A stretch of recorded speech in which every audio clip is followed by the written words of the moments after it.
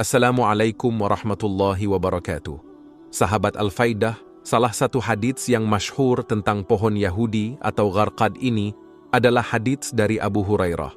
Hadits sahih riwayat Al-Bukhari dan Muslim an Abi Hurairah anna Rasulullah sallallahu alaihi wasallam قال لا تقوم الساعة حتى يقاتل المسلمون اليهود فيقتلهم المسلمون حتى يختبئ اليهودي من وراء الحجر والشجر فيقول الحجر أو الشجر يا مسلم يا عبد الله هذا يهودي خلفي فتعال فاقتله إلا الغرقد فإنه من شجر اليهود رواه مسلم.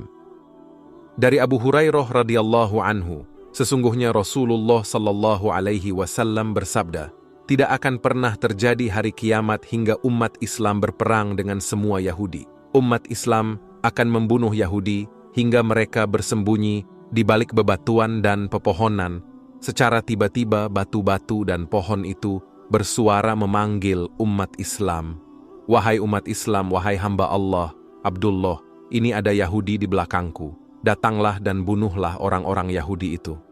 Pohon dan batu itu berbicara, memberitahu kaum muslimin, kecuali pohon Gharqad, karena pohon Gharqad itu adalah pohon Yahudi.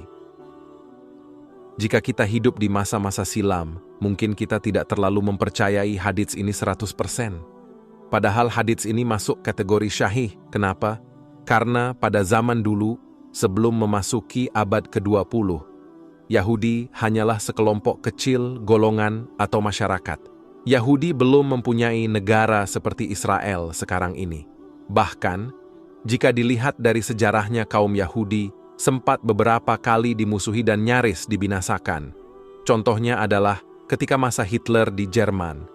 Pada masa kekuasaan Hitler di Jerman, kaum Yahudi pernah dibantai habis-habisan. Hal ini membuat kaum Yahudi terusir dan meminta perlindungan dari negara-negara lain. Bahkan, mayoritas negara yang melindungi Yahudi ketika itu adalah negara Islam. Ketika roda zaman terus berputar, hadits syahih dari Abu Hurairah tadi mulai nampak kebenarannya. Bangsa Yahudi yang merupakan bangsa terusir mulai melakukan beberapa tindakan seperti pengambilan tanah di wilayah Palestina. Hal ini terjadi sekitar tahun 1948 hingga terjadinya Perang Arab dan Israel pada tahun 1967. Kaum Yahudi yang selama ini berada dan berlindung di bawah panji Islam berubah menjadi serigala yang menerkam Palestina. Kini, sedikit demi sedikit, wilayah Palestina semakin tergusur. Negara-negara lain, bahkan PBB, seolah menutup mata terkait dengan fenomena genosida yang terjadi di Palestina. Di negara yang sebelumnya murni milik Palestina itu, kini bom dijatuhkan setiap harinya. Tumpahan darah mengalir di berbagai tempat. Pertanyaannya adalah, bagaimana bisa sebuah negara yang mempunyai wilayah diatur oleh negara lain tanpa ada penegasan dari lembaga-lembaga HAM seluruh dunia? Mereka seolah tidak mau tahu atau mungkin mendukung dalam diam terhadap apa yang terjadi di Palestina. Akan tetapi, ada satu janji Allah Subhanahu wa Ta'ala yang pasti terjadi. Terbebasnya Baitul Maqdis dari kaum Yahudi merupakan janji Allah Subhanahu wa Ta'ala yang sangat dinantikan umat Islam saat ini, terutama warga Palestina sendiri. Hal itu tentu sesuatu yang perlu diikhtiarkan, bukan hanya diharapkan. Sahabat Al-Faidah, mari kita kembali menyelami makna hadits yang diriwayatkan oleh Abu Hurairah radhiyallahu anhu yang menggambarkan bahwa pada akhir zaman menjelang kiamat, segala hal akan bersimpati kepada kaum muslimin, diberikan kekuatan untuk berbicara oleh Allah kecuali satu entitas pohon Gharqad. Barangkali ada di antara kita yang belum memahami esensi dari keberadaan pohon Gharqad tersebut. Bagaimana sebenarnya wujudnya? Ciri-ciri pohon Gharqad. Pohon Yahudi atau pohon Gharqad mempunyai beberapa ciri. Contohnya adalah pohon tersebut berduri dengan tekstur yang keras, beracun, dan tinggi pohon antara 1-2 meter. Akar pohon Gharqad mengeluarkan bulu, zaghab, dan duri. Ciri lain dari pohon Gharqad adalah daunnya mempunyai warna hijau. Daun berbentuk seolah sendok kecil, umumnya kumpulan 3 lembar daun, akan terlengkapi oleh beberapa duri di dampingnya. Warna bunga dari pohon Gharqad atau pohon Yahudi adalah putih kebiru-biruan. Ciri selanjutnya dari pohon garkat atau pohon Yahudi adalah ukuran buah hampir sama bentuknya dengan buah himsh, dengan warna buah yang berwarna putih agak kebiru-biruan. Salah satu ciri dari pohon garkat atau pohon Yahudi dapat dilihat dari sifatnya yang akan terus berdaun di sepanjang musim. Dengan kata lain, pohon garkat akan terus terlihat segar atau subur baik di musim panas ataupun musim dingin. Ciri-ciri pohon garkat selanjutnya dapat dilihat dari bunganya yang mempunyai bentuk menyerupai terompet, warnanya yang mempunyai warna merah dominan, violet, atau juga warna bunga putih, dengan diikuti oleh 5 lembar daun di sekitarnya. Pohon garkat adalah salah satu pohon yang mempunyai umur yang cukup panjang. Ketika musim tertentu, pohon garkat atau pohon Yahudi biasanya dihinggapi oleh beberapa jenis burung.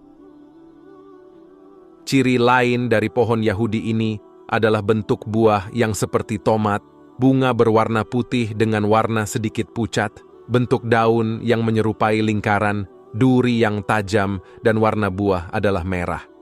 Pohon garkat saat ini sedang gencar ditanam di negara Israel.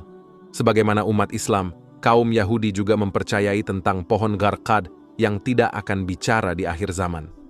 Pohon Yahudi ini merupakan tameng terakhir kaum Yahudi yang hendak melarikan diri dari kejaran tentara Islam di akhir zaman.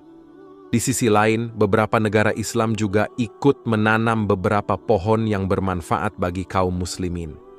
Salah satu contohnya adalah banyak ditanamnya pohon bidara di beberapa negara di Timur Tengah. Negara Qatar adalah salah satu contoh negara yang gencar menanam pohon bidara di seluruh penjuru kotanya. Jika saat ini pemerintah Yahudi banyak menanam pohon Yahudi atau pohon garkat, maka sudah selayaknya juga umat Islam ikut menanam pohon yang termasuk sunnah, seperti yang dilakukan pemerintah Qatar dengan menanam pohon bidara. Imam An-Nawawi pernah berkata, pohon garkat adalah pohon yang berduri yang terkenal di negeri Palestina, Baitul Maqdis. Di kota itulah Yahudi dan Dajjal akan dibunuh oleh Nabi Isa dan umat Islam. Negara Yahudi Israel saat ini sedang gencar untuk memfokuskan penanaman pohon garkat di 5 lokasi utama. Pertama, mereka menanam pohon garkat di Gunung Hermon, sebanyak 991 spesies pohon garkat. Kedua, mereka juga menanam pohon Yahudi ini di sekitar padang pasir dengan jumlah sekitar 1058 spesies garkat. Wilayah ketiga yang menjadi pusat penanaman garkat adalah semak belukar yang berumput dengan jumlah pohon sekitar 1062 spesies. Lokasi keempat yang menjadi pusat penanaman garkat adalah hutan semak belukar dan semi padang rumput, dengan jumlah pohon mencapai 1434 spesies. Selanjutnya, yang kelima, yang mempunyai jumlah terbanyak adalah hutan semak belukar dan hutan laut tengah, dengan jumlah pohon yang ditanam mencapai 2.209 spesies garkat. Jumlah pohon yang ditanam tersebut hanyalah jumlah dari pohon garkat yang terdata. Selain itu, pemerintah Israel juga meminta warga negara mereka untuk menanam garkat di berbagai tanah kosong. Beberapa spot tanah kosong yang dijadikan fokus penanaman garkat adalah halaman rumah, taman, dan lokasi di pinggir jalan. Bayangkan betapa seriusnya pemerintah Israel untuk memperbanyak garkat di negara mereka. Sahabat Al-Faidah, terima kasih atas perhatian dan kepedulian Anda, dan mari bersama-sama berbuat yang terbaik untuk masyarakat Palestina. Wallahu a'lamu bis-shawab. Wassalamu alaikum warahmatullahi wabarakatuh.